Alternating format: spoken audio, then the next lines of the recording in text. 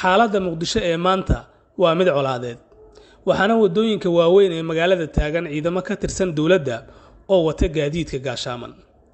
dibadbaxayaal ay horkacayeen qaar ka mid ah musharaxiinta u taagan xilka madaxtinimada dalka ayaa la kulmay rasaas nool oo ka timid ciidamada dawladda xilli ay marayeen meel u dhow isgoyska kiiloomitir 4 ee magaalada Muqdisho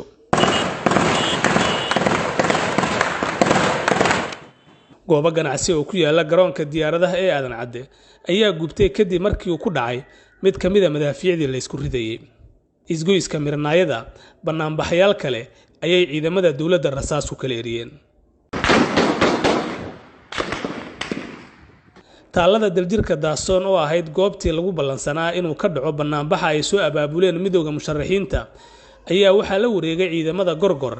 mana jirin qof saakay ku soo dhiiraday waa dagaal oogi oo waxay dhihi jireen mujri xarb waxaan maxkamad adduun ahayn iyo cadaalad dalka gudihiisa oo kula macaamilayna maba jirtaba saaki laga bilaabo waa dambiile mudan in marinkiisa la marsiyo meeshii hadda dalkani uu taagan yahay dawlad waqtigeeda dhamaaday madaxweyne waqtigiisa dhamaaday oo ay xabad kaliya uga soo hartay duniduna nagu ixtiraami mayso Soomaalina ku horumari mayso meesha hadda ummadda Soomaaliyeed ay taagan tahay hal xal kaliya ay leedahay inta rabta inay dalka u turto inta aan rabin in dalkanu hagaago waa inay ka hor tagto inta rabta in dalka la tarantureeyo awal waxaan dhihi jirnay madaxweyne Farmaajo maxamed Cabdullaahi Farmaajo wuxuu leeyahay hadii uu xilka ka dago sharaf inuu madaxweynihii hore ahaa iyo xildhibaan qaran inuu ahaa hadda sharaftaas xataa ma heli doono sharaftii madaxweyne Soomaaliyeed horena ma heli doono sharaftii xildhibaan qaran oo abadi ahna ma heli doono wuxuu ku dambeyn doonaa xabsi xaafada ka mid ah degmooyinka Boondheere ayaa la arkayay qoysaska qaar oo ka barakacaya guryahooda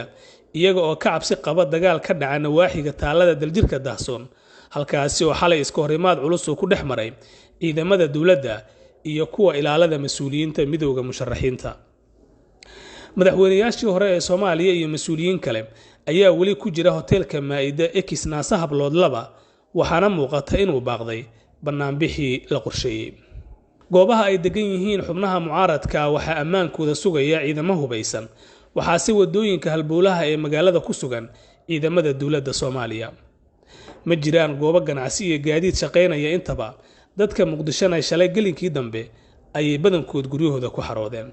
cabsi xoog leh ayaa ka jirta magaalada waxaana qaramada midoobay ay ka digtay xaaladda raggan halkan taagan waxaan qabanay shirkaas jaraa'id wuxuu ku saabsanaa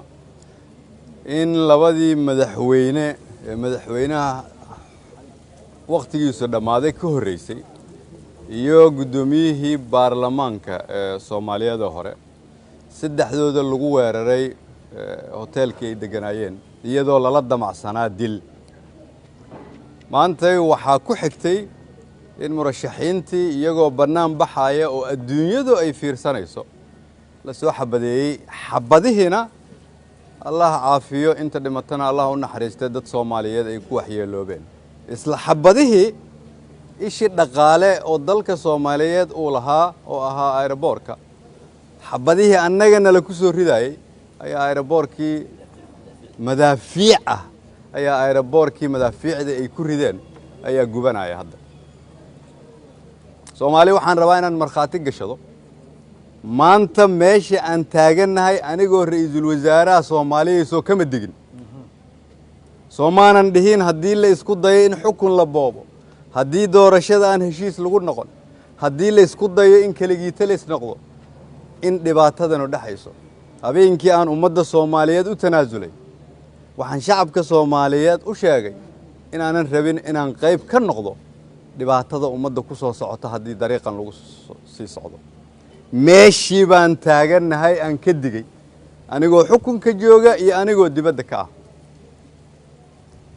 meeshii hadda dalkani uu taagan yahay dawlad waqtigeeda dhamaaday madaxweyne waqtigiisa dhamaaday oo ay xabad kaliya uga soo hartay duniduna nagu ixtiraami mayso Soomaalina ku horumari mayso daayay qararka hore iyo qararta dambe isma qaadato anigoo og waxaa dhacayaa inay xabad tahay anigoo og in haddii ay kugu dhacdaa ay xanuun badan tahay anigoo og in dunida sidaa uga tagtaa hadday ku dhacdo ay fududdahay anigoo og ma garanayo wax diidaya inaan islaamaha dabadooda ku gabado 8 Febraayo ha la gaaro waa la gaaray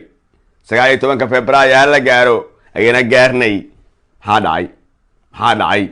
maxaa dhacay kusoo dhawow qubanahaynii sidaa wada ogtihiinba ayadoo banaanbixii loo ogolaaday ayadoo la yidhi waa free banaanbuxu ayadoo la yidhi yaa cidna shiday waxba ku samayn ayadoo la yidhi si nabada u banaanbaxa dowladdana amnigeeda sugays waa tii odaygii generaal indha cadda ahaa x hogaamiyaashii argagixisada ahaa intuu hadlay uu yidhi wax dowlad la yidhaahda ma jiraan wasiir horaan ahaan jiray wasiirada hadda joogaa wasiiro hore ra-iisul wasaaraha jooga waa ra-isul wasaare hore madaxweynaha jooga waa madaxweyne hore haddaba anigaa waddanka amnigiisa sugaya darjirka daahsoonna waa aniga taallada iska hoos hadlaya anigaan amniga biri mudaharaadayaasha u sugi doona waa indha cadde oo qabiilkiisu habar gidir yahay gaar ahaan cayr yahay aaminsanahay in mudaharaadkaas uu yahay mudaharaad looga soo horjeeda dowladnimada Soomaaliyeed nimanka ku dhawaaqaya inay mudaharaad qabtaan wixii ilmahoodii geysteen Turkiga Yurub annaguna masaakiinaan nahay hooyaday xamar bay degantaa maanta haddii xabad bashtira waxa laga yaabaa inay meelay soconayo abaad iyo midna keenan ay u cararto afka wixii waadinay meeshii markaas ay xabad ka dhaceen hadda xamar amniga ku joognaa xabad naguma socoto rafaadna ma haysto waxaan haystaa waa kibir iyo